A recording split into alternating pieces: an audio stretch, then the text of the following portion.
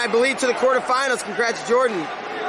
2016 Olympic, four-time All-American NCAA champion for Penn State, Frank Molinaro. Frank, what's going on in Oklahoma? Are you at any wild exotic pet zoos right now? Yeah, we haven't broke in there yet, but just hanging, man. Oklahoma's good. Weather's getting nice. That's awesome. Well, obviously your plans for this spring and summer got derailed a little bit when the Olympic trials and the Olympics got postponed. How is this decision, how did you take that news, and how has this decision maybe impacted you specifically? So when I got the initial news, there wasn't a date set yet when they had first canceled the trials. So I was just waiting for more information. And then just recently they posted that the Olympics would be postponed for a year. And then after that, that's where I kind of really took some time to just download all that information and kind of process it. And to be completely honest, once I thought it through and, once I got all the information, that's when we decided that we were going to hang them up. Wow. So you've decided that you're going to retire from competing in the sport of wrestling? Yeah, the first thing that really got me was, if this would have played out organically, I would have wrestled in the trials and just, gone for broke, either made it to Tokyo or retired at the Bryce Jordan Center. Unfortunately, that's not going to happen. But when I heard it was postponed for another year, for me, that's another 700, 800 workouts. I have to cut about 15 to 25 pounds. And with all things considered, I just felt like it was the right time and I felt good about it. And, I'm really sacrificed my coaching career for a long time and to be pursuing my competitive career and reach this point where now it's a good opportunity for me to, hang it up, and I feel good about it.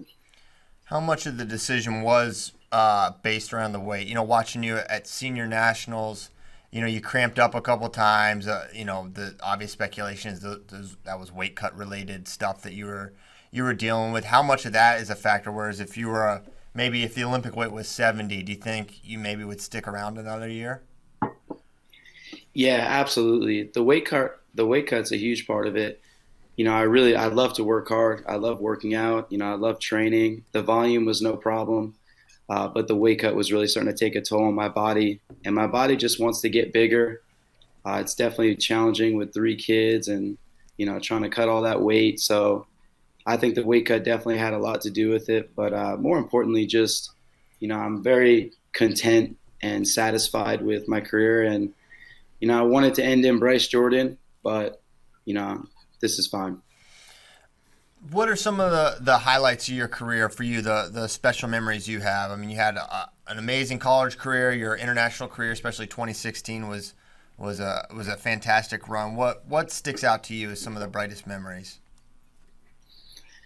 Well, definitely winning my first, winning that national title was huge for me. It was a real stressful tournament. My senior year, I was undefeated, and I always had tough match with Scott Sagaguchi. My second match at NCAAs, there was like 30 seconds left, and I kicked out of a shot, and I got a tear in my MCL and wrestled the rest of the tournament with a torn MCL. So winning that finals match my senior year will probably go down as, one of the greatest moments. That was one of my lifelong goals. Winning the Olympic trials in Bryce Jordan Center, probably more specifically that Metcalf match, because that was a real breakthrough for me. Metcalf was always the marker in my weight class. He had always been dominant and done a fantastic job domestically. So getting over that hump was huge. I think the World Cup in Los Angeles, I was able to have my wife's family from the West Coast there, my family. That was a great experience. And when I finally walked out there and got my hand raised in my first match at Rio, I think that was probably, my best moment. And what do you think about in terms of next steps? Is it coaching? Is it staying in the sport? What's the next move for Frank Molinaro? So right now we're just trying to figure that out. My wife and I. OU has been super gracious to us. They brought us in here about a year and a half ago, and the goal was to make the national team in 2019. wrestle in some tournaments and qualify for the Olympic trials. And, that offer is expired. I know I've had discussions with them and, there's opportunities potentially here.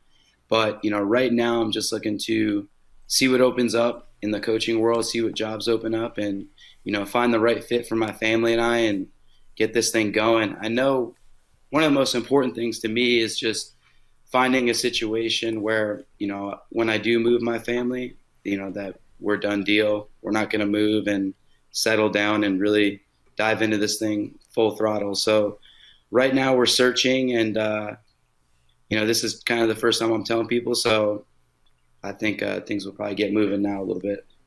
Yeah, I can imagine you'll be a pretty sought-after prospect from a coaching perspective. Thanks. Imagine for a moment you were an NCAA athlete this year, coming into your senior year as the undefeated 1 seed. I think your and Colin Moore's kind of stories were parallel. This was going to be Colin's likely moment where he would be an NCAA champion. He was a big favorite who had been really close a couple of times, like you were in the finals the year before. How does 2012 Frank Molinaro handle, your season and career as a college athlete's done right before the NCAA tournament? I mean, that's got to be devastating. I remember after my junior year, I got my butt whipped by Kyle Dake and literally woke up the next morning and the only thing I was thinking about was winning the national title, what I was going to do, what things I'd do differently. And I obsessed about it for a year straight. And if I would have gotten all the way to that moment, and they would have told me that I didn't have that opportunity, I would have been devastated. It would have been almost like a death to me because, my freshman year I was 8th, my sophomore year I was 5th, 2nd. I felt like I was ready to win, and it just felt like it was all building towards that. And, something like coronavirus, for especially for Colin, because he's been in position to win, and I think this was the first year he just, really looked solid. He had that focus. He was doing everything he had to do to put himself in a position to win the nationals, and it's heartbreaking for the kid. Yeah. How much have you paid attention to the NCAA's decision to not give him the year back? What do you think the NCAA's role should be in that, and what decision do you think would be fair or makes the most sense in this scenario? Well, I don't know what you guys think, but I just felt like it was unfair to grant other people their season back, but not just do a full blanket and give everyone their year back. I don't know the logistics that go behind it, and I know that the spring sports might not have had, the same length season, but we all know the postseason, that's where it counts, that's where it matters, and, they didn't have that opportunity to wrestle in the NCAA championships, and either did those other teams. Their postseason was taken away from them, so I just thought it was, a little bit unusual that they granted some sports the year back, but, not the fall sports. Yeah, I obviously feel similarly, and we talked about it a little bit on previous shows that we thought, at least I specifically thought they should definitely get the year back. Well, Frank, I guess the most important thing we can talk about right now is, are you watching Tiger King? Yeah, I am. That show is now you're good. in Oklahoma. Did you have any glimpse that there was a gym like the Wynnewood Zoo, just not that far? Now it's shut down, of course, unfortunately. But did you have any inkling that this was going on? No, I never knew about Mr. Exotic, but it's a good thing I didn't know. I might have tried to get that haircut and style. It's on point. That would have been great. Have you finished the series yet? No, we just started watching the first episode last night. Oh, man. Buckle up. I'm pumped. If you thought your wrestling career was a wild ride. I got a busy schedule today. I'll see if I can fit it in. Right. Well, do you have any quarantine tips? Ben and I and Kyle, we all have kids at home. So do you have any tips? How are you taking out coronavirus quarantine? Me and my wife just been working out every morning. Just wake up, bike for 30 minutes and do a circuit and just kind of get ready to fight this battle all day. My kids are just pulling on our neck every day, all day. My son broke our TV the other day, so just been trying to burn some energy off of them during the day. And luckily we got a wrestling mat in my garage so they can wrestle around in there. But Man, just trying to How stick to old my are they, routine, Frank? stick to my workout schedule. We have a 5-year-old, 3-year-old, and a 2-year-old. Oh my man. God, that's even worse than I got 7, 4, and 2 here, and they're freaking wild. I can't. 5, 3, and 2. Jeez. Yeah, all Brutal. boys too, so Oh. it's a battle up in here. Oh my Yeah. gosh. Wow. That's amazing. Yeah. Well, I'm sure they'll remember this time. Ben, do you have anything for Frank? No, it's been an honor and joy watching his career. I remember, well, obviously I was cheering against him while he was at Penn State because we were, wrestling Missouri. And then, as I think he was the leader for the, at the beginning of the Penn State Charge, one of their first national champions under Kale.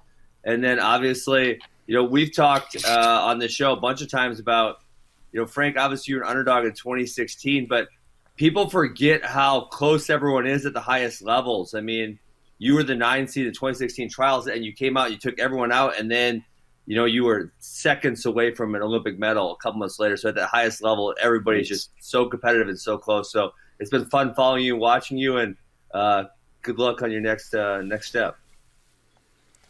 Thanks, man. And just a few people I just want to thank. My youth coaches, Hugo Pinto, my club coach, Vinny Santinello, school coaches, Dan Roy, my college coaches, Penn State, Derlin, Kale, Cody, all those guys.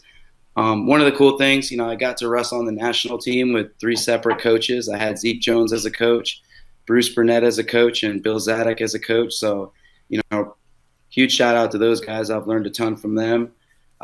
Currently, I've been at OU. Coach Roselli, he's a workhorse. He's been fantastic, kind of pulling me through the end of my career and really stretching my talent and ability. So thanks to him. Thanks, Coach Leitner. Thanks, Nike Wrestling. Big thanks to Titan Mercury Wrestling Club. I mean, those guys do a fantastic job and make it possible to compete this long post-college. Thanks, FloWrestling. Thank you to my parents. My wife has been tremendous. Huge part of my success has been my wife. In 2016, she was a huge part of, building my mindset and building everything. In terms of my health and fitness, I've had a lot of help along the way with that. Dr. Pat Brown, he's been a tremendous role model for me and really just full spectrum of health. Most recently, Dr. Hines, he's kind of kept me going and kept me in one piece and it's helped me finish strong. And, when I was in college, my cousin, Dr. Frank, another guy that was tremendous help to me. And, most importantly, just, thank God. Thank God for the opportunity and for bringing me this far in my career. And, and thanks, FloWrestling. I appreciate what you guys do. Well, we appreciate you coming on. Final question. Okay. I'm thinking I'm running through the Rolodex of Frank Molinaro move memories. And I think about the head pinch of Humphrey. I think about the double of Kennedy. Some of your more iconic moves. Which move, if we're making the Frank Molinaro highlight, which one do you want to be the climax, the big moment, the one with the explosions in the background? Which one do you think I hit that one really nice? Man, it was not a clean technique, but probably that double leg, the Jimmy Kennedy match, because anybody knows Jimmy Kennedy. That guy is one of the strongest dudes I've wrestled. Between Jimmy Kennedy, Tober Valdez from Cuba, and Lance Palmer, 3 strongest guys I've ever wrestled. So I'd probably say that double leg. Yeah. Okay, that's a good one. Kennedy match. That one, that was fun. I think I called that match, and I was actually scared for all involved. That's funny. All right. Well, Frank, I appreciate you coming on and sharing the announcement. Congratulations on a fantastic career, and I'm sure that your next chapter as a coach or whatever you end up doing is going to have just as much success. So thanks a lot. Have a good one. Enjoy those babies and Tiger King and retirement. Thanks, fellas. I appreciate it. Yeah, right. Thank you, Frank. Thanks, Frank. Thank you. See you guys. See ya. See ya. All right, Frank Molinaro announcing his retirement. This was one thing that, Bray wrote an article about this. All right, what is this? What are the next moves? What are the things that are going to happen out of this? And who would hang it up, right? Guy cutting that much weight. And Frank, I don't know why Frank's name wasn't kind of one of the first that came to mind, just considering, he is holding off on his coaching career. He is so big, right? And it was going to be really tough for him to make the team this year, just because you saw at Senior Nationals, it was kind of a different guy from where he was in 2016. So you kind of wondered, and I don't know if Frank will be he seems like the first. I doubt he'll be the last between now and 2021 of guys that'll hang it up, as we now do have new Olympic dates 1 year later. Well, Christian, of normal, let's see, I don't want to say normal, of guys who are heavily, you consider strong contenders to make the team, who's really, I mean, Burroughs is the oldest. Mm-hmm. I guess J.O. is pretty old, but he kind of came into his own this year, so I can't really imagine him wanting to retire. Who else is older? Because I feel like we have a really young team. This is speculation. Joe Cologne's bigger, somewhat older. Yeah. Maybe him. Maybe some more guys on the fringe. But as far as top contenders, I don't see. I mean, Gwiz certainly not. Kyle Snyder certainly not, et cetera, et cetera. So yeah, there aren't many top contenders I could see. Jaden, of course, not. Yeah. Dake, no way. So I don't know, but Frank, the first of probably at least a handful of guys that'll decide, hey, I gotta move on and start my life. And yeah, the idea of he's had to move from, he was at Rutgers, then he was at Penn State, then he went to Virginia Tech, then Oklahoma. Mm-hmm. So he's been moving around a lot, and I can certainly imagine wanting to be like, all right, where's going to be my next move? Because you're always kind of looking to the next year, what he was going to do. And so it makes sense for Frank, and appreciate him sharing with our audience and with Flo that an announcement of that nature. So congrats to him. So we mentioned the Olympics got postponed a year. A lot of questions. When are trials going to be? Don't know. I would assume they're just going to take the exact same schedule and apply it to this one. So I would assume early April, probably, hopefully, Bryce Jordan Center. If it's available, it would be good for Penn State to have that opportunity, because I think it's important. One question I have is, Frank Molinaro is qualified for the Olympic trials, so he's not going to go. So does that spot, what happens with that spot? Is there just going to be one less person at 65? Are they going to keep all the qualifiers that have already qualified? That's kind of like the next decision I think USA Wrestling has to make. I feel like they have to do something about that. I know the Olympics already said that anyone who's qualified will currently stay qualified. Dude, so much can happen in a year. I mean, oh my gosh, people can just change levels completely. And so I don't know, maybe because there was a last chance qualifier that they were still going to do. So maybe there's that, and maybe they put a third spot on there or something. But I just feel like, oh my gosh, a year can make the biggest difference. Maybe you don't want to steal anyone who's already qualified, but you got to still have opportunity for new younger guys to get in there and qualify for the Olympic trials. One thing they could do is, let's say, all right, you go qualifier by qualifier. Okay, are you in? Are you in for 57, 2021? Yes. Okay, so those are all. They have Frank Molinaro, are you in? He's like, no, I'm retired. Okay, that goes back in the pool, and then last chance just gets added on an extra placer for that particular weight, but not every weight, right? That's not bad. That could be one way to do it.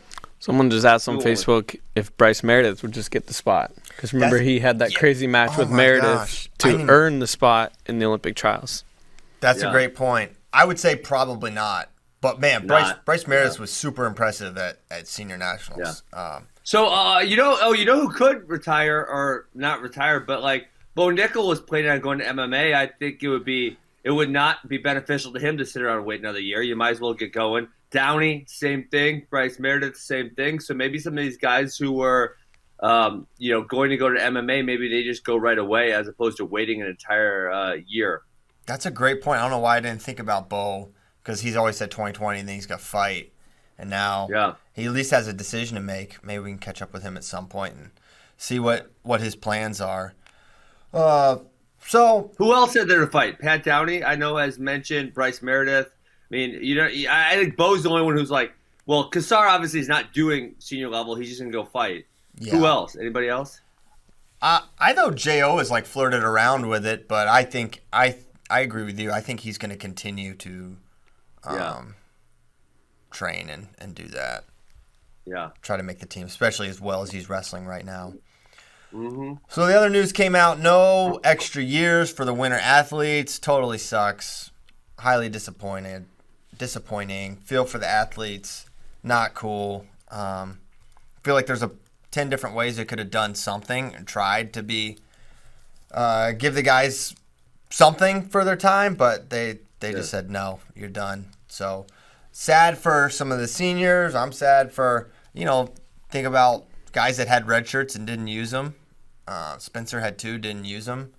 DeSanto, a lot of these guys had red shirts.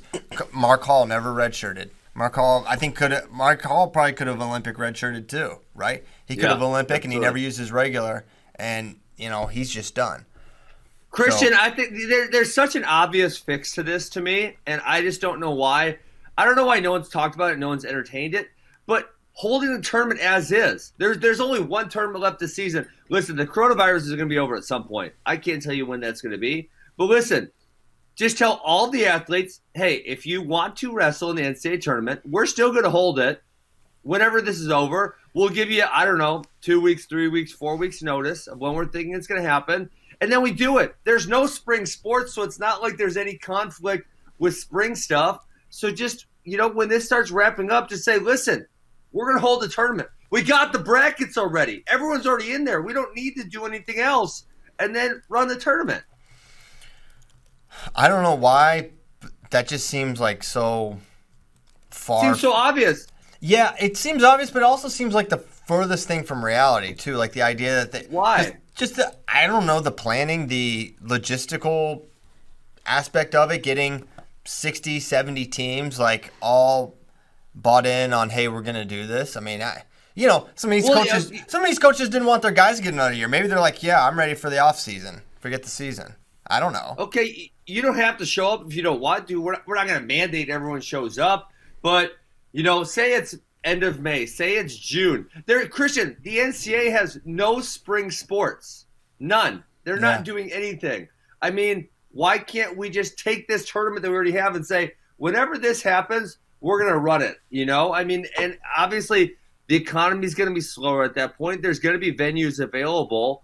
As long as you pick a place in the Midwest or East Coast, you're going to have a majority of the teams being able to drive to it. So the travel won't be that huge of an issue. I just don't see – I think for me and the NCAA, that's such an obvious fix, and everyone would be up for it. And if they're not, then you fill some of those spots. I mean, tell me some of those underclassmen who are number 34, 35, or 36 to get in wouldn't fill the spot if you need to fill a couple spots. They would.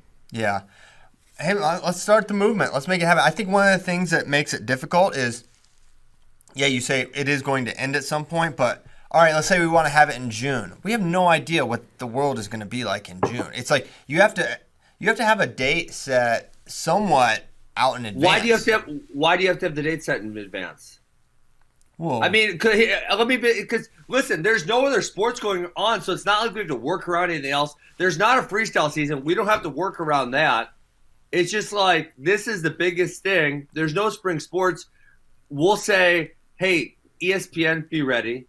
We're going to do this. And then we go do it. I mean, I think because of what's going on, it will actually make running it very easy. It's not like hotels are booked everywhere. That's not going to happen. It's not like venues are booked everywhere. That's not going to happen.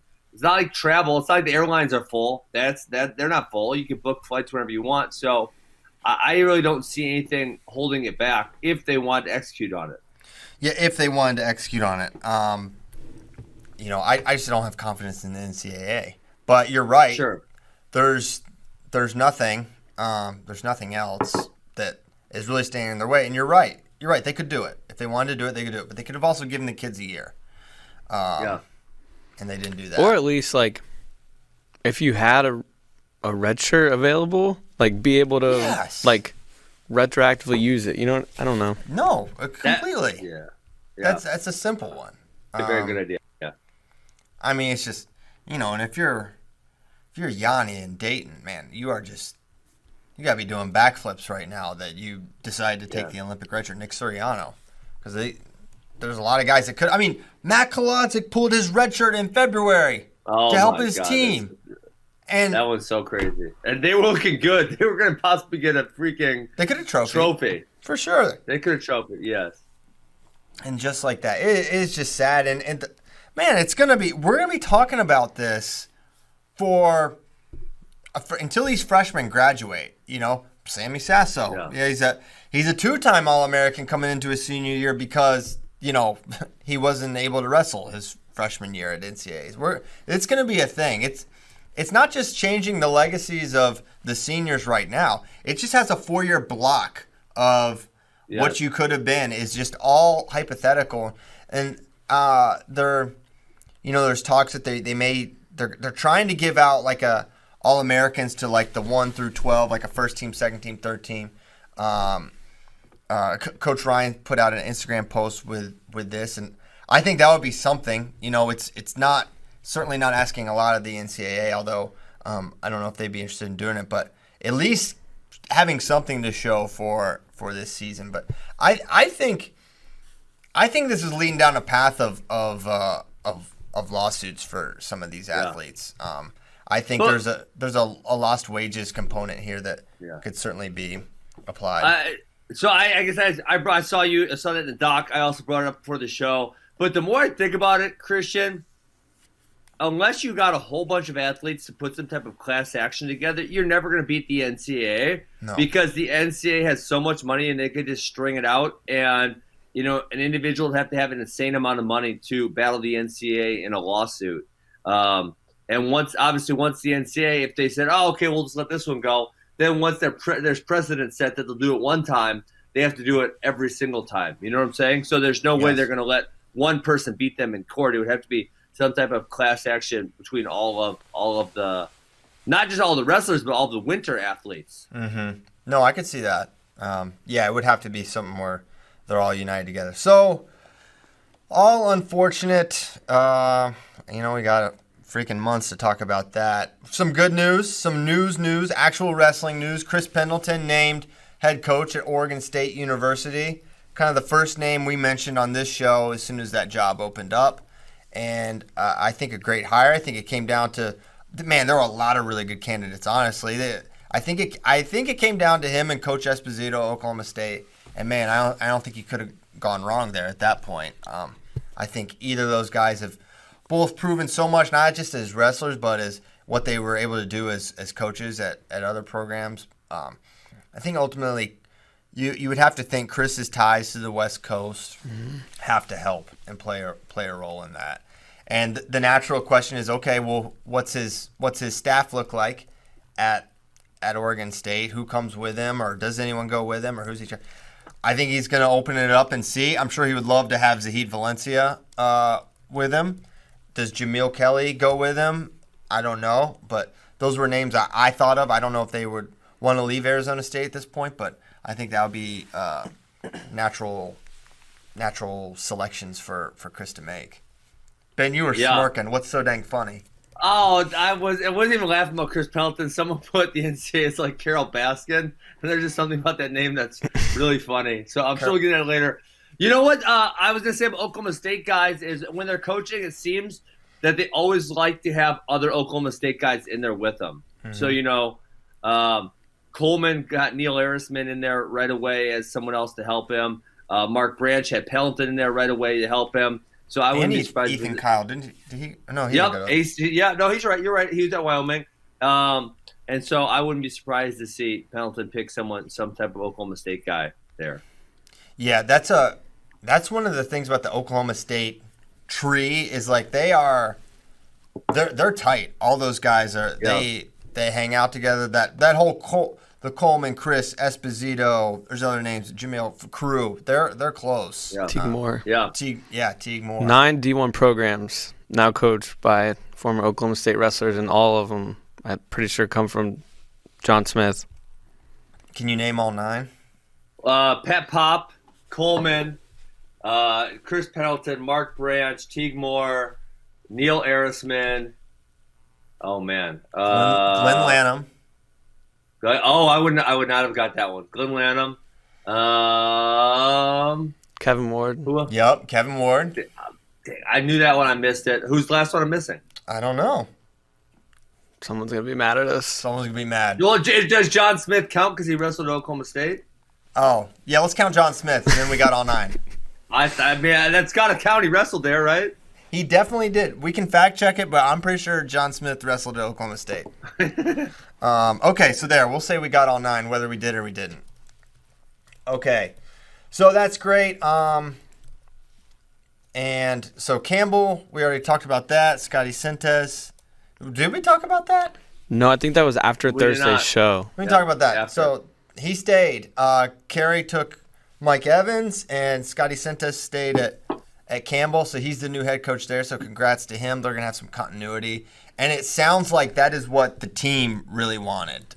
They wanted Scotty to stay and advocated and kind of pleaded with him. And I think Scotty was going to go to Navy. That's just me. Oh, really? Yeah, I think so. Wow. And then I think the team was like, no, we want you.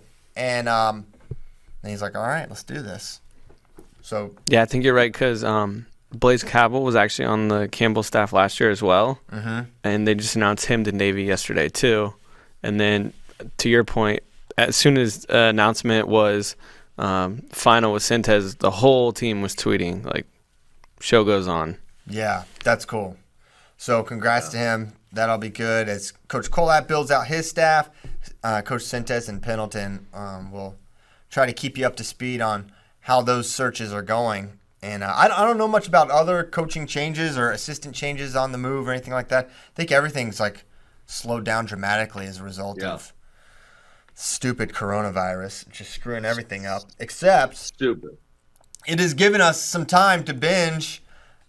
I don't remember. Listen, when Making a Murderer came out, that was the closest I remember a total sensation taking over the nation where everyone was watching, binging the exact same thing. But coronavirus plus the electricity that Joe Exotic brings to the screen has united this nation in a way I didn't think possible. Ben, we had homework of finishing this, and I believe that we both did. You even changed your Twitter name to Ben Exotic. I changed it again. I saw. What did you change it to? King of the Tigers. You must have a Christian. What? Did you know a tiger only costs $2,000? Listen, all right. So Bracky and I were talking. Mister, I got all this land. Mister, I got nothing to do. I'm just going outside chopping wood. A tiger was made to live on your property. How do you not cash out a couple Bitcoin and actually you don't even need but like a half a Bitcoin and you got a tiger? Yeah, less than half. Yeah, I listen. Who knew a tiger would cost that little? Nobody knew that. Nobody. There are like many breeds of dog puppies that cost more than $2,000. Yes, I can't believe it. How is that possible, Piles? This doesn't seem right. Well, when you're buying from meth addicts, I think you get a discount. I think I'm guessing a Doc Antle tiger cub, you're probably paying more of a premium. But when it's coming from Joe Exotic's Wynnewood Land of Adventure, I think it's a different scenario. But yeah, $2,000 for a tiger cub. That's one of the best deals going right now. That's crazy. You know, the one thing that I am getting a little bit annoyed about, and I'm not an expert, but this is kind of where my head goes when they're saying there's more tiger cubs in captivity than there are in the wild. Well, it's like, okay, Christian, if there was a tiger living in a Buffalo Gap in the wild, would they let that tiger live, or would someone go shoot that tiger and say that tiger's dangerous? They would shoot that tiger and say it's dangerous. Yeah, because listen, tigers are really dangerous. They can't live in the wild because they eat people. Hello, McFly. Good God. I mean, are you people dumb?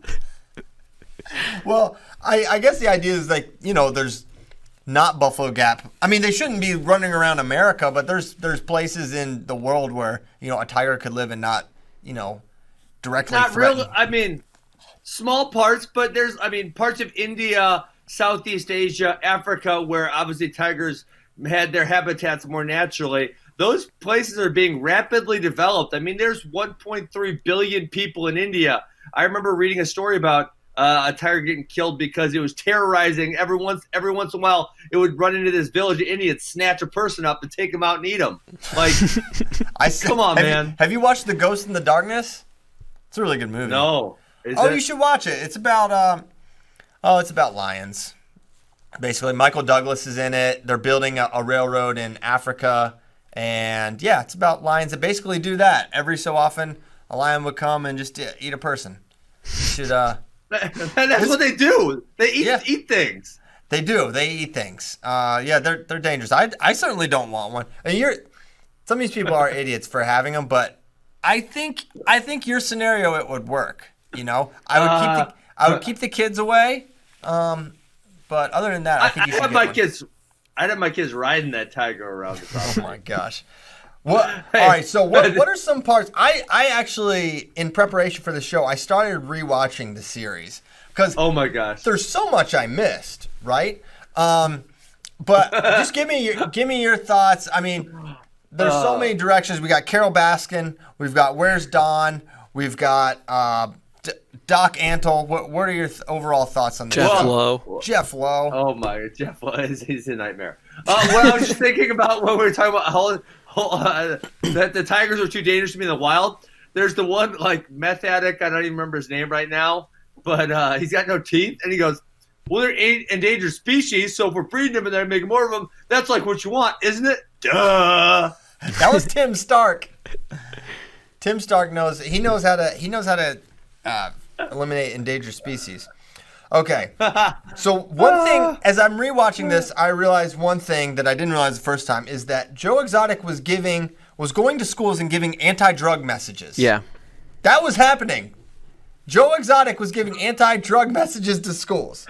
Okay? I forgot about that. And they wouldn't pay attention, so he started doing magic. Yeah, he couldn't hold their attention. So he started doing magic. He's like, I got to really up the ante. Let me get a freaking deadly tiger. Maybe I'll get these youths to stop doing drugs. While I'm doing drugs the entire time. I only do drugs. Shaq went to the zoo and called him Exotic Joe on TNT. That was hilarious. And bought more tigers from him. And bought tigers, obviously. He's like, I got 2 more tigers yesterday. I got to tell you about this Doc Antle. Wait. Go ahead. Time out. Shaq owns tigers? Yes. How many? Let me try to get an answer for you. One for each NBA MVP, maybe. And they're and they're Joe Exotic's tigers? He said in the doc, I bought 2 more tigers. Oh my goodness. Who had it? Who had any? Hey, I got a wildlife update for my house actually, Christian. Oh, let's go. Well, one of the chickens didn't go back in the cage last night, and my wife was worried it got eaten, which was, fairly likely had to happen. Yeah. It survived. It survived the night in the wild. Who knows how? Yeah, normally like a possum or something will get them. Y'all have possums up there, right? Yeah, Yeah. Possums are good because they eat ticks, just FYI. I heard. I learned that. I didn't know that. My brother somehow knew that. Which, my brother having trivia is kind of a wild card. I got to tell you about this Doc Antle guy, because I have a crazy kind of story. So, tell me. They mentioned in episode 1, he spent time in Buckingham County, Virginia, in a city called Yogaville. Okay? So I was like, Yogaville? My brother Weston has a really good friend from Yogaville. And they have all these crazy names. I don't want to give their names on it. I don't know, maybe that's weird. But I was like, Weston, reach out to this guy and see if he knows about him.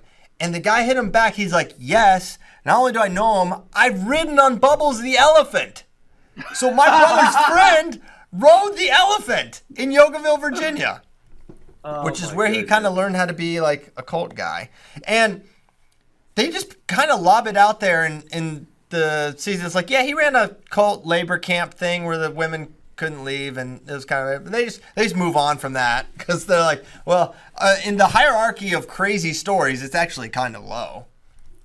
Very low. Hey, how about my buddy brought this up when the lady gets her arm ripped off? Yes! Joe, no, he runs and puts an EMT jacket on. I have that in my notes. He's not an EMT. Not at all. What? He's like, that is all right. So there was like a couple of funniest scenes. That scene is absolutely hilarious to me because it's like her arm got bit off. Where's my EMT bomber jacket? He throws that on. So I have that in there. Then when he goes in the gift shop and he's like, I don't want y'all to find out from the media. And he says it in the most like the way he says one of our employees stuck her arm in a cage and Tiger ripped her arm off. Like the way he said Like, that. you could have just said there was an accident. There was an accident. Someone was harmed by it. He had to be so dramatic. And then the people are just staring at him like, what? They don't even look like any. They look like they just found out like the men's room was closed for repairs or something. I love that he's like, I can give you your money back, or I can give you your rain check to come back another day. Like, they're going to want to come back after someone just got their arm ripped off by a freaking tiger. Hey, I theorize this. If one of those people in the gift shop had said, Joe, I'll give you $500 if you take me to the arm. Would he have walked that person there? If he had 100%, he would have. He would have taken it right there to see it. All right, so was one.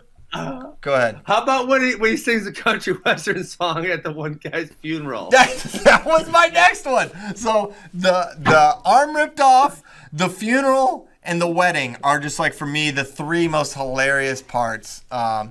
I mean, the guy's dead. His husband is dead, and he's making telling the most inappropriate stories about this guy. Then he actually has to sing Golden Balls. Nuggets. Oh, Golden Nuggets, damn it. And then he sings, and we find out what a terrible singer Joe Exotic really is. Now, here's my next thing, and oh my God. I need two things to happen. Ben, get your surgery. Come out of retirement, and you need to have your walkout song be "Here, Kitty, Kitty." Will you do that, dude? That's got like 3 million views on YouTube. Of course it does. So, I'm sure you could tell that was not him singing. Wait, he paid someone to sing? Yes. Oh my gosh, Ben! Of course not. I mean, the guy talks like this. You think he's gonna sound like freaking Alan Jackson?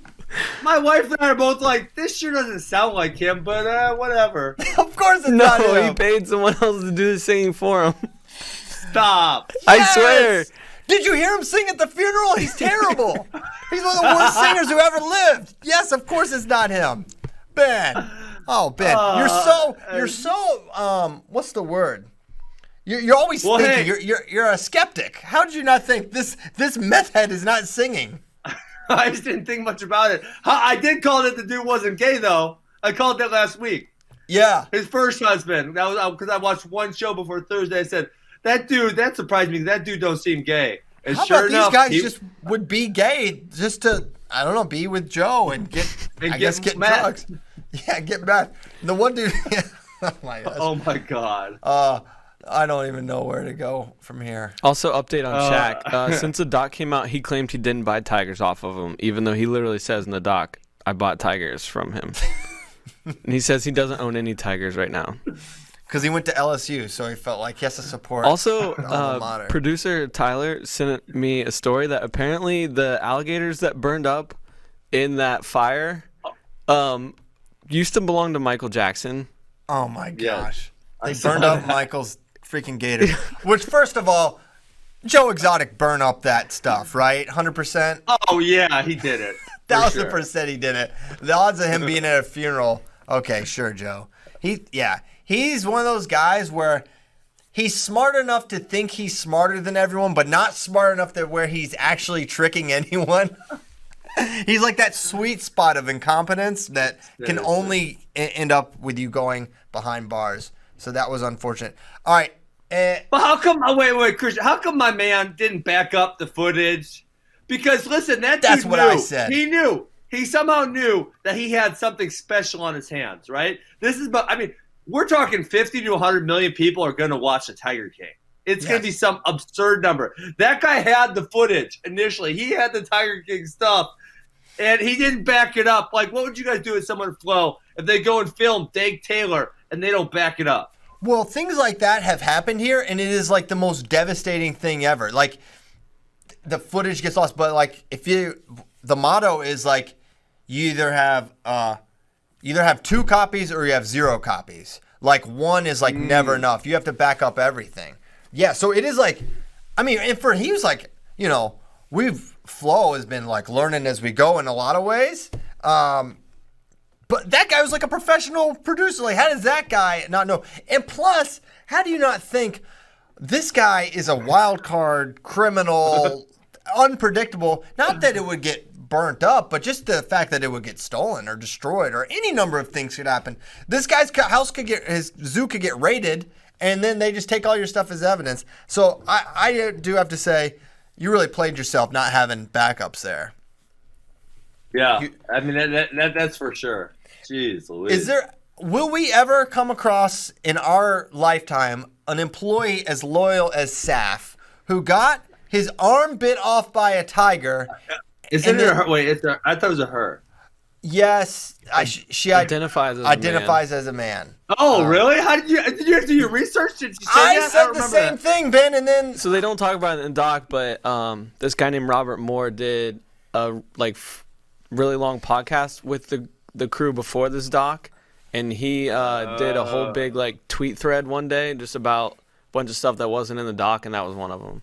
yeah, You guys did outside research. Yeah, That was the most normal person on the whole show, Christian. she was. Her and you know who else I found strikingly normal?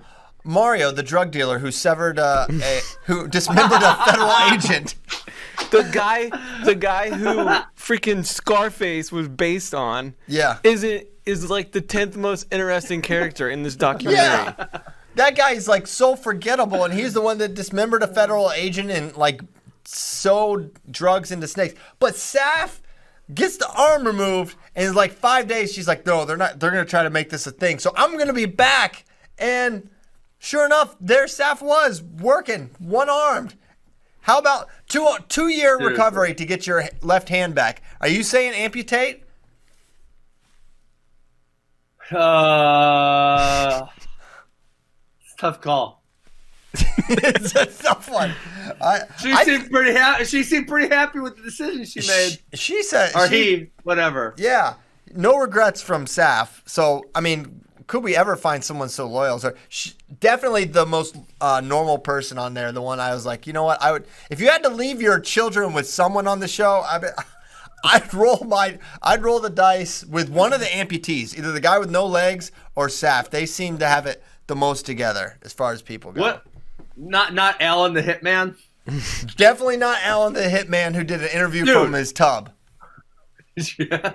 Jeff Lowe and Alan set him up. That was so obvious. Give me a break here. He admitted he set him up too. Jeff Lowe's Let me get those quotes. Yeah, Bracky's got the quotes. Jeff Lowe. It was so obvious. What? The freaking police are sleeping. Yeah, they have to. All right, who did you find? They just don't care. They wanted Joe Exotic at all costs. Yeah, they wanted Joe Exotic. That's all it was. And you know what? But Joe Exotic, when you threaten to kill someone on live internet for about 10 years and you shoot dummies of them and you mail her snakes, when the question is raised, would you hire someone to murder her? You can't act like it's so preposterous. You've literally talked about shooting her in the head multiple times on camera. You thought this was a good idea. Camera. So, Joe, you kind of get what you get. Okay. Here's the quotes from Jeff Lowe. And did I encourage him from time to time? Probably because I wanted that soundbite to give the authorities to convict him and get him out of this business. All right, we haven't. Two things. One, how did they find someone for the Here Kitty Kitty music video that looked that much like Carol Baskin? Dude, to the point that I thought it was Carol Baskin. I was like, why did Carol agree to this? Seriously. Seriously, right? But it wasn't Carol Baskin. I mean, of all the mistakes of the music videos, they really nailed the casting for that one. And okay, where do you fall on Carol? When did you have the epiphany? Hold on. Carol thinks she's so moral. She does the same thing. She's like, tigers don't belong in cages. Her whole business is putting tigers in cages and charging people to watch it, to come look at them. And she doesn't pay nobody nothing to work at her place. She's worse than Joe. She is worse. She didn't pay those people anything. That is so ridiculous. You know what I realized, though, because I looked at the Joe Exotic page, and obviously Carol brought it up multiple times, that if you want some clout on the internet, get an effing tiger. Because those videos, they get like millions of views. Yeah, you might have to Her look page into it. is absurd. Yes. Okay, so where do you think Don is? And then we can move on. Oh, he got eaten by some tigers. You don't think he put that? Why does Joe think he's under the cistern? Joe seems to think he's... Joe thought all kinds of different things, Christian. Come on. I don't know where the septic tank thing started. I definitely think he was devoured by some tigers. Yeah. Don is not with us. I mean, the moment for me, for a while I was like, okay, sure, he's gone, whatever happened. The fact that they changed the will to say the event of my disappearance, and the lawyer's like, yeah, I've never seen that verbiage ever in a will. I was like, okay, so she definitely did this. Yeah. Well, how about this, Christian? Okay, first I'm thinking, okay, he might just go ahead and disappear because he's living with Carol Baskins. He's going to freaking go insane. He might disappear to South or Central America. But listen, if the man's rich, he's going to send himself a few bucks. He's going to send himself $1 million or something. He might not take it all because it's going to be a dead giveaway. He's going to take something. He got paid, but he was burying gold, right? Was this the guy who was like... Yeah, no, he did. That's what his handyman said. How about what Joe Caprino just asked, and it's a funny question, and I'm going to add my own spin to it. Would you rather have Emo's pizza or the exotic pizza using the... This is easy. This is easy. This is easy. Emos. No way. I'm rolling the dice on the Walmart meat. Christian was not... No, we were in our chat. Christian was not very concerned about the Walmart meat. I'm not that concerned. I think Joe made a great point. It's like, man, just because my card bounces, I don't get this brisket? No way. Throw it in the truck, keep it refrigerated, and you know what? I mean, Eddie Cowie, he found like a frozen bag and went straight to the trailer. So I think it's fine. I'm going to puke. I might puke right now, Chris. Listen, Ben. I saw the videos. Well, first of all, there's two ways around this. Okay. Oh, God. One, I watched it. That pizza actually looked good. Did you notice they misspelled pizzeria? I did not notice that. No. Pizzaria. Pizzeria. Okay, one. Two, the pizza actually looked pretty good. If you look at it, it looked good. Three, Brainiacs, order a cheese pizza, and you're good. So that way you're not getting any, They probably used expired cheese, too. All right, expired cheese, how bad can that go? That can go a lot different than like some expired beef or something. So you're way too trusting of that expired Walmart meat. Okay, I'm not getting the Walmart meat. I made that clear. Just the cheese. Period. Okay. Hey, here's my other. Can I ask another question? Besides, well, we need to talk more about Don Lewis and Carol Baskin. But okay, if Jeff Lowe allegedly had all this money, why is he moving to effing Wynnewood, Oklahoma? And why is he such a degenerate? He very clearly is not a successcame businessman. No, absolutely. So how did he get his money then? He allegedly had at least a few bucks. How did he get it? He's a criminal. Who knows how he, came into some money. Maybe he had money at some point, but he very clearly had no money because Tim Stark was having to foot the bill for the whole zoo they were going to build. Jeff Lowe's the biggest fraud. And now Tim Stark told him to piss off too. They're no longer working together. No one likes Jeff Lowe. Jeff Lowe, you're kind of the worst. Can we talk about how he dresses? Yeah. I don't know where to start, but he's absolutely ridiculous looking. The ripped jeans, the bandana like under the hat, the Affliction t-shirts, Fox Racing Monster energy hats. He looks in the mirror, he's like, I am so tight right now. He's like, there's no one that's ever been as cool as me. How about his wife, or I don't know if they were married. I don't know if they would ever go through the legal process, but she was just letting him be with all these other women. She's just along for the ride. What a real treat she was. Her parents must be proud. My gosh. Aren't you a little bit jealous, Christian? No. I am not. Don't lie. Jeff Lowe is pathetic. No. Bust his ass, Bracty. I also don't believe the zoo in Thackerville is ever getting built. No way. There's not going to be another zoo. It's over. There's not going to be another zoo. It's unfortunate because it's right down the road from us, Ben. We could just be there. I fought in Thackerville. You did? Yes, Bader was there. I cradled Bader in the backstage. The video's probably on Flow somewhere. They have a lot of Bellator cards there. Yeah. That's right, because they were going to go see one. We were going to go see one. Caldwell, I think. Me and Will. Yeah, FRB was like, we got you hook up with tickets, and he really didn't, right? And that what happened? Yeah, we got there. There were no tickets. It's like, I got you. Come on. Oh, boo. So we just got back in the car and kept driving to Stillwater. Classic. Okay. I'm rewatching it. I'm sure there's so much I forgot about as I've rewatched just one episode. Howard sucks. Oh my Carol's gosh! new husband. Carol's new husband is the world's weakest person. Can you imagine getting dressed up and wearing a leash and basically becoming a little Tarzan boy for Carol? He's pathetic. Ben, do you remember when you talked about one more shot on here? Yeah, of course. Someone just asked on Facebook who owned the bear they wrestled in One More Shot. John Smith was in it when it was filmed in Oklahoma. Do you think it was one of? Oh my God, it probably was one of Joe Exotic's bears. I think it probably was. Did y'all know that ligers were real? Yeah, I didn't know that Yes. ligers were real. Yeah, from Napoleon Dynamite. That's Hey, right. so I thought it was a joke. Because they were talking in Napoleon Dynamite, they're like, yeah, the ligers have mystical powers or something like that. I'm like, okay, you can't breed them, but you can. Guys, hold on. I have a serious proposition for you here at Flow. Okay. Mariah in our Facebook chat said she still has One More Shot on VHS. Okay. You guys need to do a live streaming of One More Shot on one of these nights on the Flow TV channel. Can we do it or not? Can we get the rights to One More Shot is the question. We can hardly find people that It's have freaking it. Wayne Boyd. Pay him $500 and you got the rights. Mariah in our chat.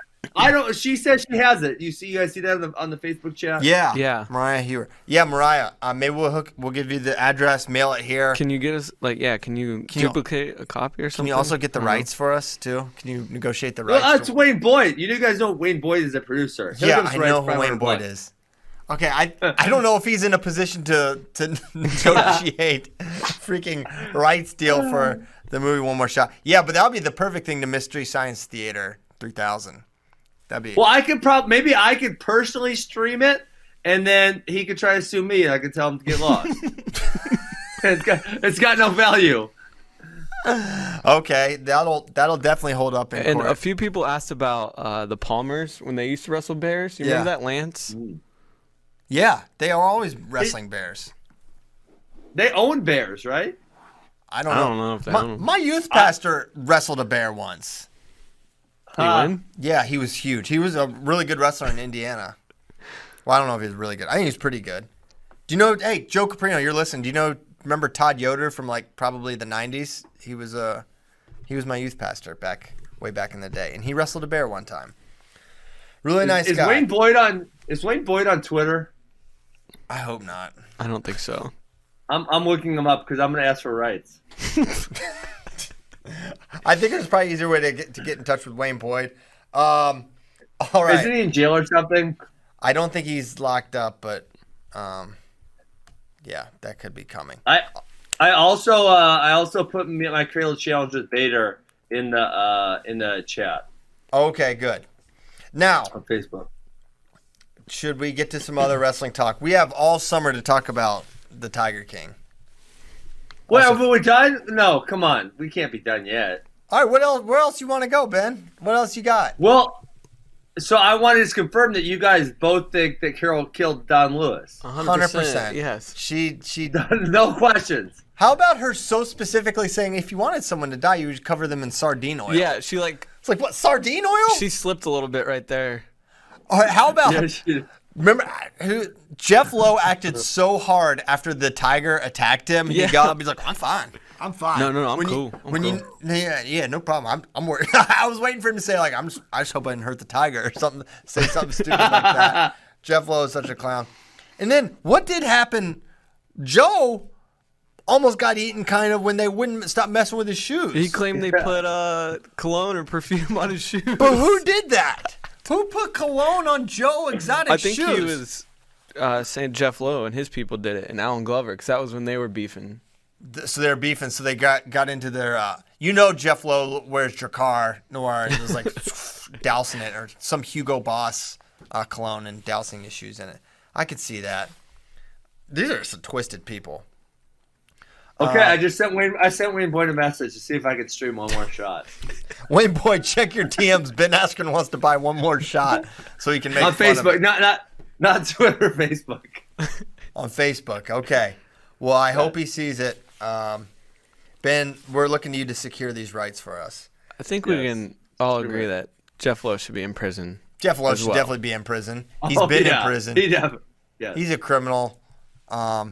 Alan's a criminal too. Pretty rough. He was gonna kill a man for $3,000. $3,000, and he just got down there and was like, I'll just just do a bunch of coke, I guess. What? That's what he did. What? I know. It's insane. Yeah, he was a terrible person. Is this your former youth pastor? Yeah, 171. Yeah, that's him. Todd Yoder, class of 1990. 90? Jeez. 4th place at the Indiana State I guess he tournament is that probably year. 13 years older than me. Okay. Yeah, he's pretty good. Thank you, Joe. Hey, but what about Joe getting in trouble for killing tigers? I think, they probably got old and they died. It's like, that's what farmers do with animals. They don't call the vet every single time. Like, you think Joe Exotic is actually going to call a vet? When the tiger gets old and sick, he's clearly going to shoot it and bury it. What else would you do? Well, that would be humane for sure. I mean, there's nothing wrong with that, but there's also the theory that is like, basically, he had the cubs for the petting, right? And once they're not cubs anymore, you can't. But once they're 6 months, you can't do it. So what they're saying is like once they got out of that range, they were just shooting them and burying them because they had. I mean, what are you gonna do with 250 tigers? Yeah, I thought the ones that they found buried were like full-grown adult ones. I thought they were too. Yeah, so I don't know. Yeah, I don't know. I'm not going to judge him for that necessarily, but I dare say the way they were breeding probably got out of control, and they probably had more than they could handle. They talked about the parts where they didn't have enough food to feed these things. Seriously? How about Joe was like, I can feed a tiger for $3,000 a year, and then Doc Antill was like, I feed tigers for $10,000 a year.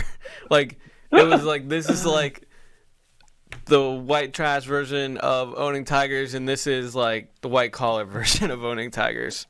But you also have to be a cult to be in this, be part of the cult to be in this one. Yeah. All right. Hey, Ben. Okay. What's up? Peak Doc Antles or peak Joe Exotic. You have to spend 2 days with your family at one of those places. Where are you taking them? Where are you taking the Askren crew? So listen, if I'm going by myself and my college buddies, we're definitely absolutely going to Wynnewood, Oklahoma. After we wrestle Oklahoma and Oklahoma State, we're going to stop down and visit Wynnewood, Oklahoma. If I got my kids, we're going to Doc Antles. And I'll leave my wife at home so he can't put the charm on her. How about this guy? I could not believe how much they charge people. What? Oh, what do you mean? Doc Antill, he's like $500 for their like for what? Like hold and pet and like take pictures with the tigers. He was charging. Seriously? Yes. In the one episode, he's like, we have a premium product, we charge, and people pay it. Yeah, so you might have to cash out a Bitcoin or two if you want to take the whole family there.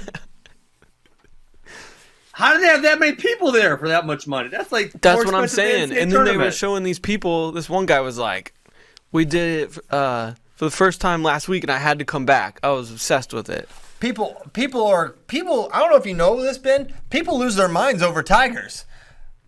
I mean, that's what the whole show's about. You got people that'll do sexual stuff just to be near tiger cubs.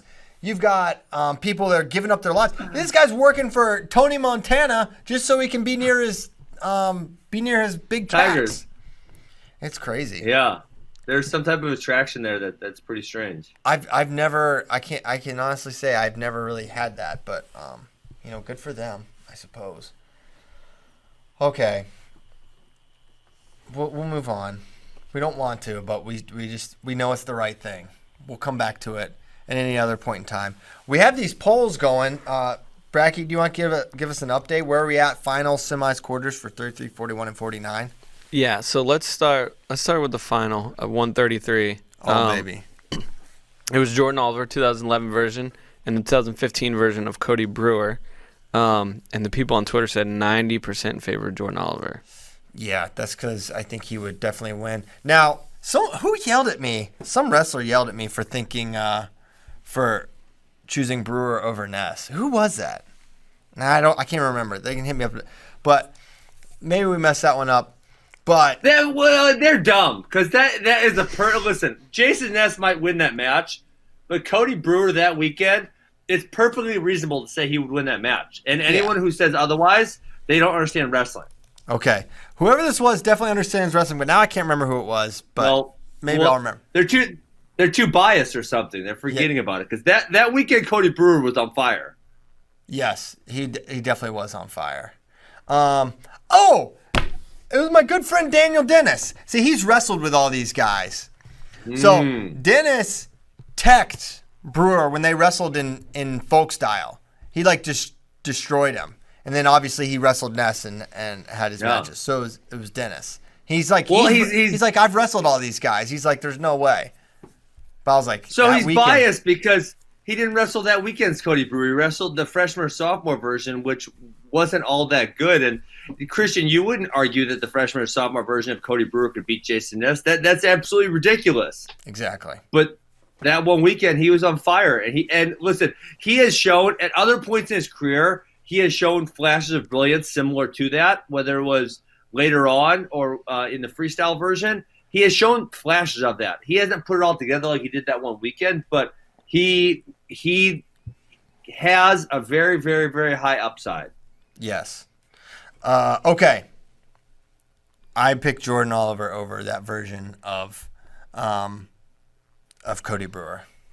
I concur. I think the takedowns don't come as easy. I think Jordan's defense was really underrated, actually, how tough he was to get to. I think the volume of attacks would have probably played right into what Jo would have wanted to do from a counter perspective. And I think every position Jordan would give Brewer some trouble. So the miracle run for Brewer stops here. He was awesome, but at the end of it, I think Jo was fantastic at 33. So yeah. He's a pretty clear winner there. Now, we've got our 141 semis bracket. Yeah, sorry. I was looking at Docky and Teal prices. Daggone it. Looks like the cheapest thing you can get is $340 a person. Oh, my gosh. What? Yes. Are you kidding me? That's your Wild Encounters Tour Day Safari without digital photo package. Wow, I'll just bring my iPhone, Doc. I'm going to schedule April 6th at 9 a.m. All right, he's buying brackets, $339 each. Okay. With this, you sure you don't want the digital photo package? Nope. All right. You know, Tigers can't get the coronavirus. That's true. That's true. All right, so 141-pound semis, 2015 Logan Stieber against 2013 Kendrick Maple. 91% of the people voted for Logan Stieber. Yeah. Okay, well, this match happened also at the All-Star, and Logan Stieber won. And, Logan Stieber was better than Kendrick Maple, therefore he wins. I think we can all agree there. And then on the other side, this will set up the match that we all anticipated. 2012 Kellen Russell against 2019 Yanni Diakomahalis. 88% of people said Yanni. This is a hard match for Yanni. Yes, I agree totally. This is a really hard match for Yanni. This is a coin flipper. This is a 51-49 for me. I'm telling you, Yanni would have a really hard time. I think I said that. I forget who Yanni had the last one. Did he have Montel Marion? Yeah. This is another one. Yeah. Yanni, you got to run the gauntlet. You've got Heil and then Meredith and then, or what was his order? What was his freshman run? Was it? McKenna Meredith. No, it wasn't. Ironman? Yes. Ironman. Yes, Ironman in the semis. Yeah, so we're at Ironman. That's a tough matchup. This guy beat you. But at the end of it all, I guess I have to say Yanni. Kellen would have a really hard time scoring on him as well. Although Kellen, I think, had the kind of offense. He was quick strike. He would hit a duck, fast leg attacks. So he may have a style that could match up with him. But at the end of it, I see Yanni figuring out a way. I don't know if it's on an exchange or finding his way out of a single to score. But I give the Yanni the nod here with all due respect to Kellen Russell, who was super, super, super good. Yeah, I think Yanni's going to overtime. His second consecutive match. I think he went to overtime with Montel. He's going to go to overtime with Kellen. And it's one of those things that 60% of the time he wins every time. Kyle Brackey? Yeah, I'm taking Yanni. He just finds a way to win. Yanni Logan's the final. We'll put out that poll now, and then we'll have the results tomorrow. Yep, and then I kind of forgot to put up the 149-pound quarter, so I did it this morning, but we still got a lot of votes, and I don't think it really impacted any of them. We'll start at the top. Your number 1 seed 2017, Zane Rutherford against number 8 seed 2014, Jason Surtis. Okay, this one happened basically. Yeah. So Zane Rutherford by a lot. Zane. Yeah. A lot, yes. People said 93%. Your 2 seed Britt Metcalf. We went with the 2010 version against number 7 seed 2013, Jason Chamberlain. Yes. Metcalf, easy. Yep, that one was 93% as well. On Twitter, your 3 seed, the man we spoke to this morning, 2012 version of Frank Molinaro versus number 6, 2016, Brandon Sorensen. G-Hulk, undefeated NCAA champion, Big Ten champ, Tech Fall, Dylan Ness at Big Tens. I think he wins this match with. It's a pretty hard match because Brandon Sorensen is really hard to score on, but it's a 1-2 takedown match. But I think Molinaro would win this. Agreed. Grill Hulk all the way. G-Hulk. Yep, that was 71% for Frank on Twitter, and then. This one's interesting. Number 4, 2019, Anthony Ashnault versus number 5, 2010, Lance Palmer. Okay. This is a good one. In many scenarios, Lance Palmer is an NC2A champion. He wrestled at 149 pounds during the toughest era ever for 149 pounds. And he beat Brent Metcalf. That happened. Yes. This dude beat Brent Metcalf.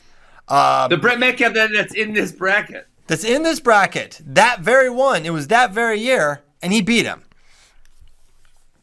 For that reason, I think his top wrestling was excellent. He had a really good tank. Ashnault had a great senior year, but if you look at the quality of competition and compare it, I think this is Lance all day. He was really good on top. He had strong leg attacks. He was really hard to get to. He's very athletic. Very underrated guy just because of the era he wrestled in. Like, honestly, I'm pretty sure Palmer like kind of owned Molinaro. Like, I don't know if Frank beat him at any point. And we've advanced Frank to this point. But they only wrestled, 1 year when they were both at 49? I guess it would have just been 2010, yeah. 2010. But yeah, I believe Palmer won every time, right? I think so. I don't know how many times they hit. If only we known, we could have asked Frank Molinaro. Daggone it. But I think, and that was certainly before Frank. Frank won his NCAA title in 2012, and this was 2010. But that being said, I got to go with Palmer here. The party. I think he wins this one. Yeah, I think that's who I'm going to go with, too. I thought I was going to be out on an island, actually. I didn't think you guys would agree with me on this one. Palmer was so good. And yeah, to your point, that era, I just saw that bracket, the 2008 149 bracket, probably the greatest NCAA bracket of all time. I mean, so absurdly good. Mm-hmm. And Lance was just really, really, really good. He just came at an era where there was a couple guys that he couldn't beat. And so I think in a lot of other years he is the NCAA champion. I'm going to pick him over Anthony Ashnault. Yeah, that 2008 bracket you're talking about, which I think we all kind of call the best bracket of all time, he actually gave Brent Metcalf his closest match in the quarters. It was 3-2. And Do you remember? Brent Metcalf went on to beat Jordan Burroughs 8-4 and almost majored Bubba Jenkins in the finals. Yeah. I'm going to find the quarter. There's a crazy exchange where Brent gets doubled hard. And this would have won the match or almost won him the match. And somehow he's kind of bounced up from it. He comes out and he does like a Granby, he does a front roll somersault and gets out of it. It's insane. I'm going to find it. I'm going to tweet it right now. Wow. This is back in the day when they were uploading in parts. So this is part 2 of Brent Metcalf versus Lance Palmer. I'll tweet that. This is a crazy exchange, though, and he was that close to beating Metcalf the year he won. As a true freshman, he was 4th. Then he was 8th in the toughest weight class ever. Mm-hmm. Then he was 4th, and then he was 2nd the year we're talking about, and the year he actually beat Metcalf in the Big Ten finals as well. Yes. All right, I've got the. Yeah, right there it is. Yep. Hold on. See if I can get it. Are you tweeting it? 'Cause I want to see this. Yeah, I'm gonna tweet it. Are you gonna get it live on the show? No, we're not gonna No. get it live on the show. We ain't that nice with it. Yeah, here it is. Double leg. All right, I'm about to tweet it. Man, honestly, it was so close to a 2. Crazy exchange. Okay. I will. So I gotta go with the party as well. Dang, unanimous. Yeah, except, what did the people say? Yeah, so it's 3-1. They said Ashnall at 60%. That's recency Did it bias. Yeah, Yeah. they don't remember. They don't know. They don't know the party. They don't know about the party. They don't know that he beat Bears as a He literally as a beat kid. He literally beat Bears. Everyone forgets that. Also, Ben, I found someone put it in the Facebook chat. I don't know if you've heard of this place, the Joe Don Farm. I saw that. I saw that in the chat. It's in That's Wisconsin. actually- It looks like a yeah. place kind of nicer than Wynnewood, but John's kid actually wrestles in our ninjas program. Will Jacob, he's fantastic. nice. You call them ninjas? Yeah. Ninjas in training, we call our little kids. Yeah. That's pretty awesome. That's amazing. Okay. Well, we obviously aren't going to get into the 2014 NCAA wrestling bracket today. We haven't even started. Save it. We'll say Cues that. from Fs, right? Well, yeah, we'll go straight to the Q's from F's. Which senior from FRL Brainbuster, which senior is most relieved they'll officially never have to make that weight again? That's a good one. I need a rank. I need some rankings. I don't have a rankings. I'm gonna pull them up. Man, I'm telling you what, Luke Pletcher was pulling some weight at 41, I think. When I was there. No, what? Man, when I was there before the Stanford match, maybe he's just one of those guys he was there running with sweats for a really long time. I was like, holy cow. It's like this guy went up a weight and still is like really hurting to. I'm definitely not picking him. Okay, Yeah, how me about Jack Mueller? Oh, yeah. He's got to be pumped. He's got to be like buck 48 right now. Tristan Moran's probably 170. Oh, yeah, for sure he is. Yeah, he was cutting a lot. Yeah. I'll say Tristan. Yeah, he's cutting a lot. Let's see. I'm kind of going through the rankings, top ranked guys. Yeah. Yeah, that just doesn't happen nearly as much as it used to. I mean, only for the case of lineup changes or whatever. But yeah, it doesn't really happen nearly to the level that it did previously. Yeah, which is definitely a good thing. Definitely. Okay, who is Chris Pendleton targeting for his staff? We kind of went into that. We don't really know, but Hey, you know who I thought of? Two guys in the interim, Christian. okay. J.O., I know that he's had a good relationship with J.O. That's a possibility. Obviously, you know, who knows if J.O. will want to leave his training situation with having to wait another year for the Olympics, but that would be a good one. The other guy I thought who coached Arizona State would be Tanner Hall, who's from that Pacific Northwest region. Obviously, you always need a heavyweight coach. And you know, he'd have a lot of connections in that Idaho, Washington, Oregon region. Yeah, Tanner Hall makes a lot of sense, actually. I could definitely see that. And they have a good relationship, Chris and Tanner. And, yeah, it's always a thing. You need a heavyweight coach to roll with your guys. It's hard to find partners for them. So that does make a lot of sense. Okay, next question. How are we going to get Carol to admit to the murder she committed? How about what you always said, like, well, I couldn't have done it. It was a small meat grinder. Like, oh, yeah, but you have tigers out there, lady. Like, come on. Yeah. She's clean. She has a small meat grinder. She didn't go for the human-sized meat grinder. I don't know. She came. Does she like expect us to believe too that if you just put a body like in a tiger's cage, that they're not eventually going to eat it? Yeah. Like she's like, oh, you got to put like sardine oils on it or something. Like I don't believe that. Like Ben's saying, tigers are taking people from villages all the time. Yeah. They can't resist. Or how about how she was out at 3 a.m. in the morning? Oh yeah, I forgot the night about of that. his disappearance. Mm-hmm. That was weird. What was she doing? That's not a lady that's out at 3 a.m. No. Seriously. How about they have the security footage of Joe Exotic limping to the his own security footage, and he's like, there. He was showing it. He was like, look at that limp. That's the filmmaker guy, whatever his name was. Yep. Yeah. Kirk. Follow up from Austin Amos. Who is the Joe Exotic of college wrestling? I don't know that we have one of those. Sammy Brooks. Sammy Brooks. Oh my gosh. I guess just because he has a mullet, he's a Joe Exotic. Joe Exotic had the Hawkeyes Cup. You guys saw me tweet. Oh my gosh, it is Sammy Brooks. Also kind of Max Murin.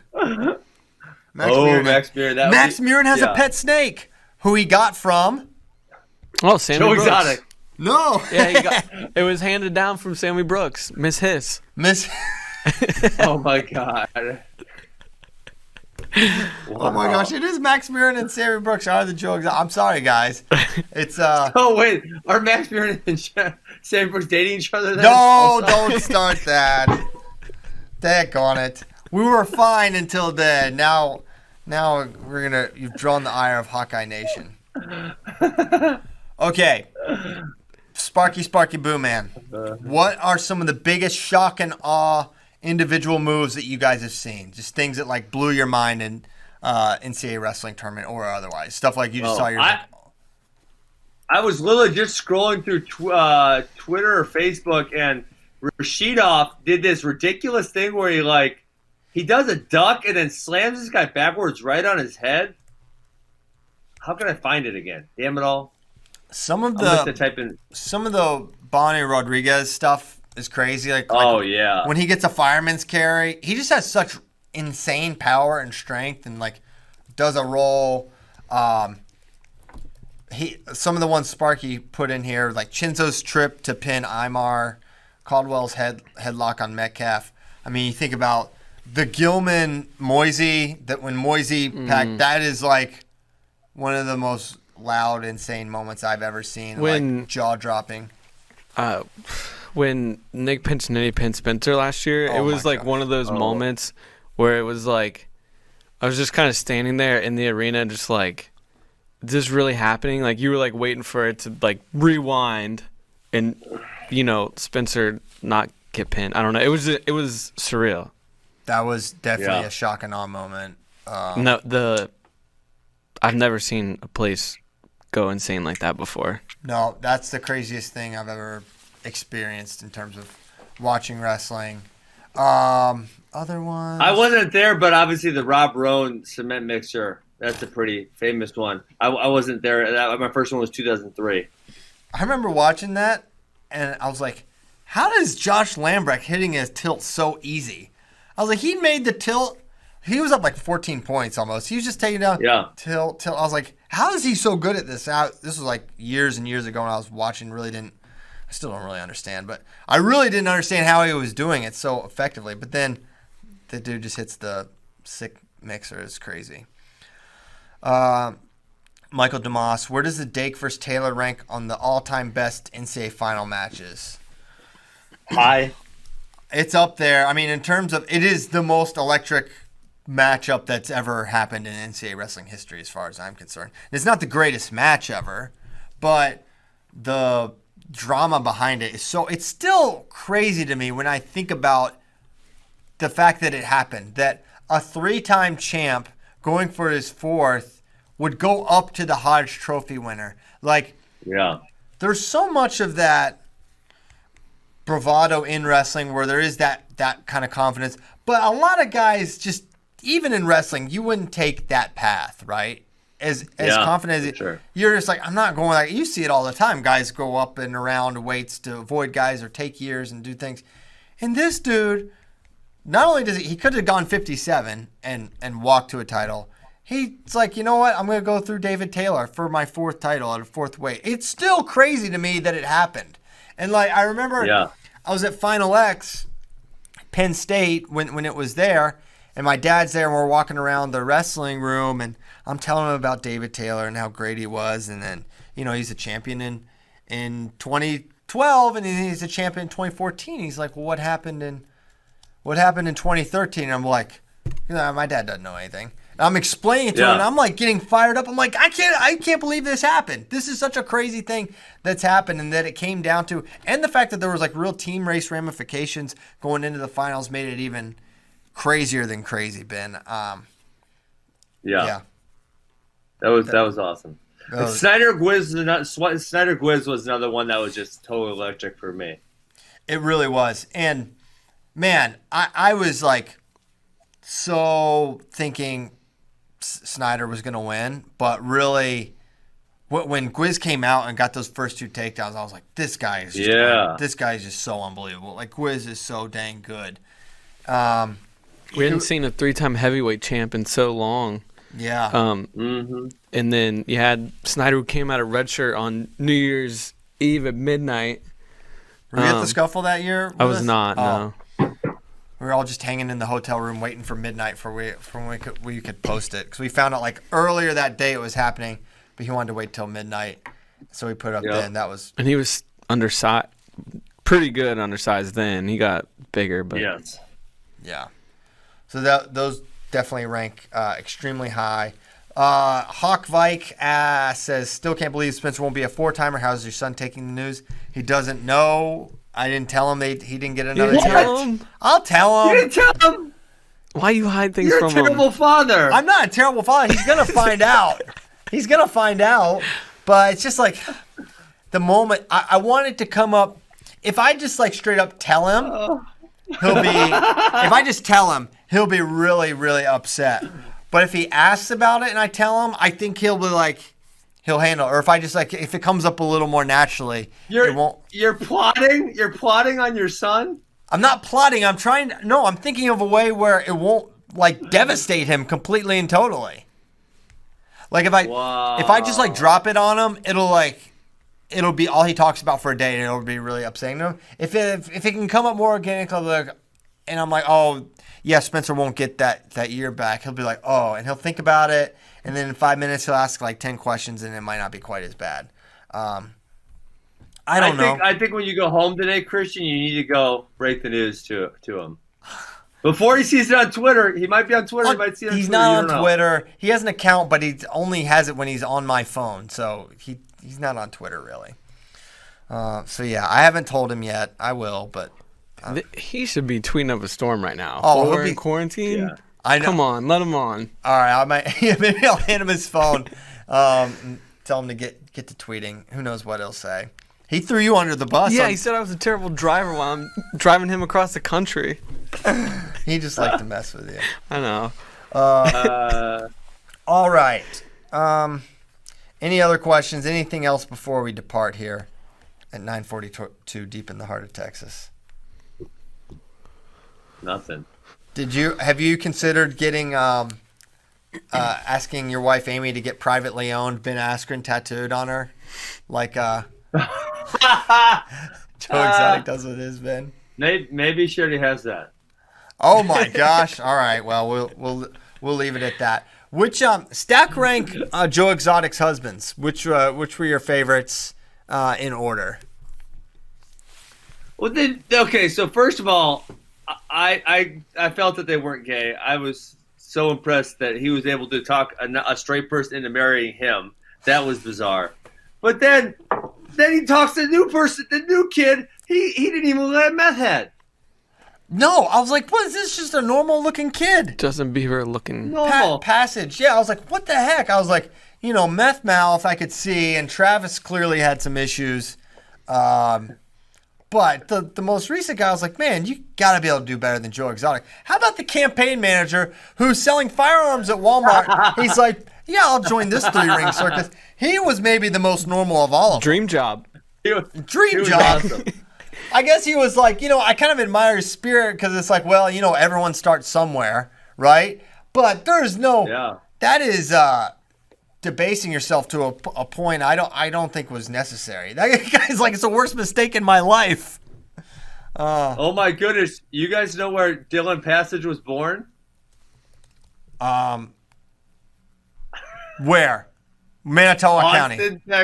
Austin, Texas. Well, you know what? Austin's not my hometown. It's just where I live right now.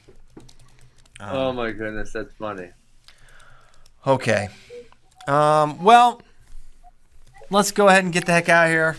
You got anything going on today, Tyler? Or not Tyler. Tyler's our production guy. Kyle? I'm Ben. Kyle? No. Ben. No. We had a lot of breaking news yesterday. Spencer Lee won the Hodge. Spencer won the Hodge. Congratulations. Hey, we didn't even talk about that. We didn't even talk about it because it was such a foregone conclusion in my mind, and I didn't even think about it. Yeah, everyone knew he was going to win. Yes. Is that who you voted for, Ben? Yeah, that's what I voted for. Yeah, I think he got like everyone but one vote, maybe. First place vote. 5, Nomad said. Was it 5? That's what Nomad It said. shouldn't have been that many. He wants to take their Hodge vote away.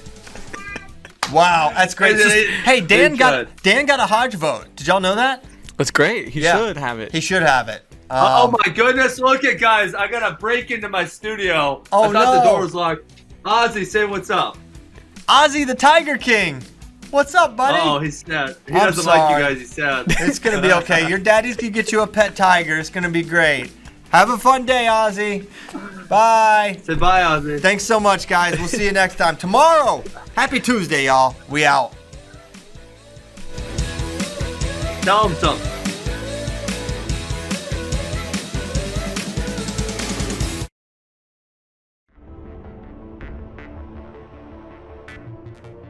Definitely has a shot. I would say 50 with Condor and Anthony. You know, she had the lead late. And maybe Salata Molinaro, even though I don't know, just that's more gut than anything I just saw. Also the fact that, you know, she won the first one. As we get a look at Nishan Garrett, the smooth criminal, as he's looking to come out and shift things a little bit from the way the first match went. He was able to get the legs, but just couldn't quite finish enough, and it was Cologne had a big single leg to a gut. That was the difference. You see Nishan trot out. There's Joe Cologne. This man, he's been in the World Team Trials finals before. He fell to fell to Tony Ramos.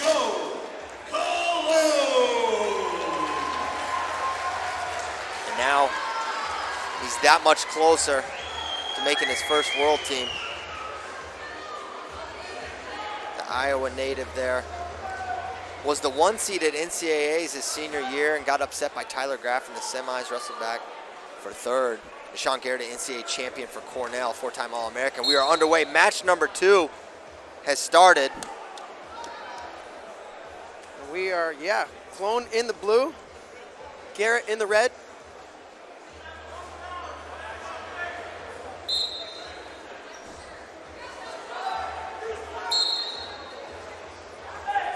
And there's a shot, high crotch, but right into the chest wrap position for Joe Cologne.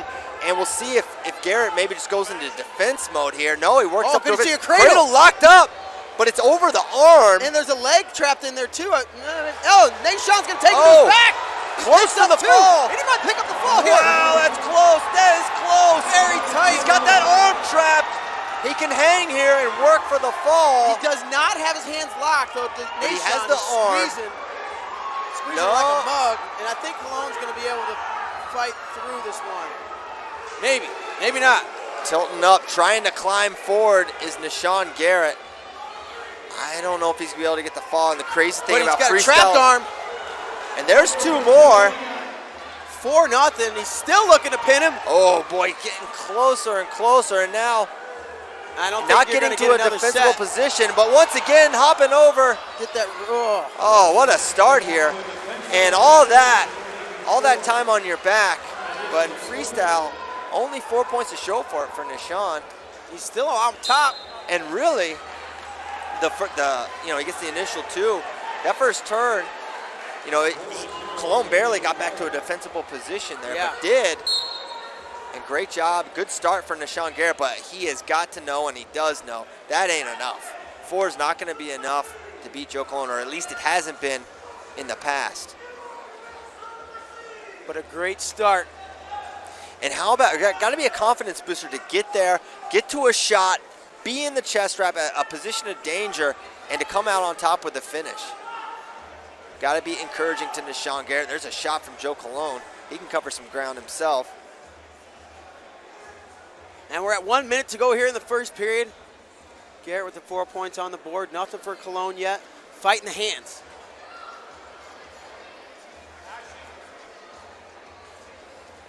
So 2-2 starts it for Nishan Garrett.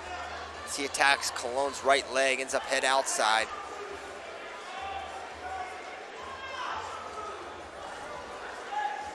Cologne kind of stalking, taking a little bit of ground. It's threatening and faking from Nishan Garrett. 30 seconds to go. Cologne would love to get on the board here last 30 seconds. Shift momentum just slightly.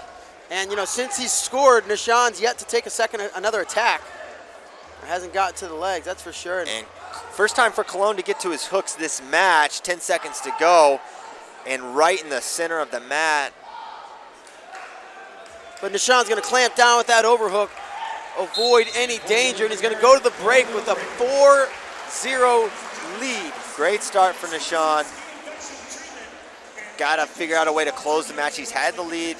He had the lead, I believe, after period 1 at the U.S. Open and couldn't hold on to it, as you see Coach Steiner, Coach Silva in the corner for Joe Cologne. A couple smacks to the face, that's always fun.